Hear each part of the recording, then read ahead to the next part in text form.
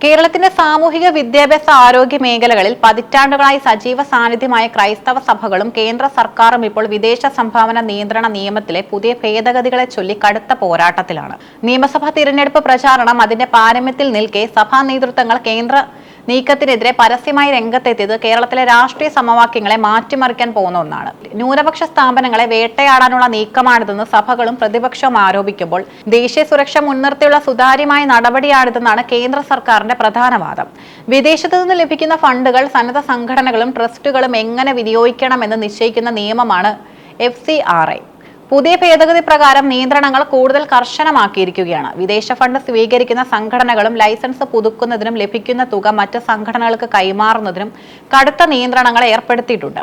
കൂടാതെ ലൈസൻസ് പുതുക്കാത്ത സാഹചര്യത്തിൽ ആ സംഘടനകളുടെ ആസ്തികൾ ഏറ്റെടുക്കാൻ സർക്കാരിന് അധികാരം നൽകുന്ന വ്യവസ്ഥയാണ് ഏറ്റവും വലിയ തർക്ക വിഷയം.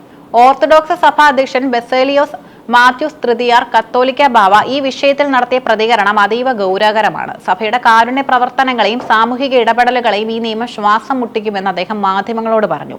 നിലവിൽ സഭയുടെ പല സാമ്പത്തിക ഇടപാടുകളും ബ്ലോക്ക് ചെയ്യപ്പെട്ട അവസ്ഥയിലാണെന്ന് അദ്ദേഹം വെളിപ്പെടുത്തി.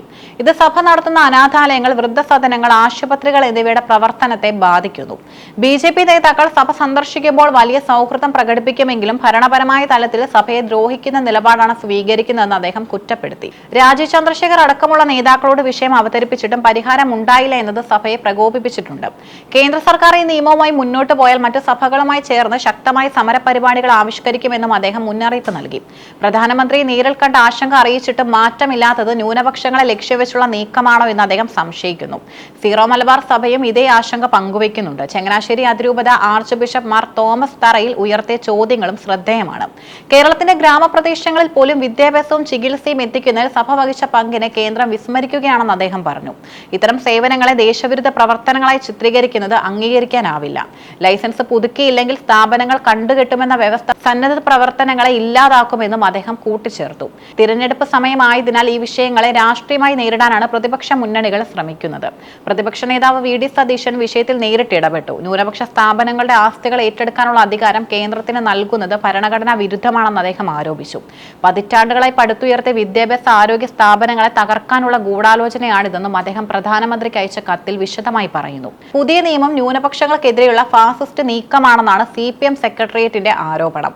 NGOകളുടെ സ്വത്തുക്കൾ കൈമാറുന്നതിനും വിൽക്കുന്നതിനും കേന്ദ്ര അനുമതി വേണമെന്ന വ്യവസ്ഥ ജനാധിപത്യ വിരുദ്ധമാണ്. ന്യൂനപക്ഷങ്ങളുടെ സ്വത്തുക്കൾ കൈക്കലാക്കാൻ BJP ശ്രമിക്കുന്നുവെന്ന പ്രചാരണം LDF ശക്തമാക്കിയിരിക്കുകയാണ്. കേന്ദ്രമന്ത്രി കിരൺ റിജിജു ഈ ആരോപണങ്ങളെ ശക്തമായി തള്ളിപ്പറഞ്ഞു. വിദേശ ഫണ്ടുകൾ പലപ്പോഴും ദേശീയ സുരക്ഷയെ ബാധിക്കുന്ന പ്രവർത്തനങ്ങൾക്കായി വിനിയോഗിക്കപ്പെടുന്നുവെന്ന പരാതിയെ തുടർന്നാണ് നടപടിയെന്നും അദ്ദേഹം വ്യക്തമാക്കി.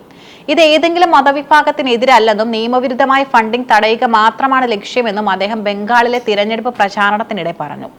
സഭകളെയും സന്നദ്ധ സംഘടനകളെയും വേട്ടയാടുകയല്ല, മറിച്ച് സുതാര്യത ഉറപ്പാക്കുകയാണ് ലക്ഷ്യമെന്നും അദ്ദേഹം വിശദീകരിച്ചു. കേരളത്തിലെ ക്രൈസ്തവ വോട്ടുകൾ നിർണായകമായ പല മണ്ഡലങ്ങളിലും ഈ വിഷയം BJPക്ക് വലിയ തിരിച്ചടിയായേക്കാം. ക്രൈസ്തവ സ്നേഹം പ്രകടിപ്പിച്ചിരുന്ന NDAക്ക് സഭാ നേതൃത്വങ്ങളുടെ ഈ പരസ്യമായ എതിർപ്പ് വോട്ട് ചോർച്ചയ്ക്കും കാരണമാകും. സഭാധ്യക്ഷന്മാരുടെ വാക്കിന് വില നൽകുന്ന വലിയൊരു വിഭാഗം വിശ്വാസികൾക്കിടയിൽ ഈ ആശങ്ക പടരുന്നത് തിരഞ്ഞെടുപ്പ് ഫലത്തെയും സ്വാധീനിക്കും.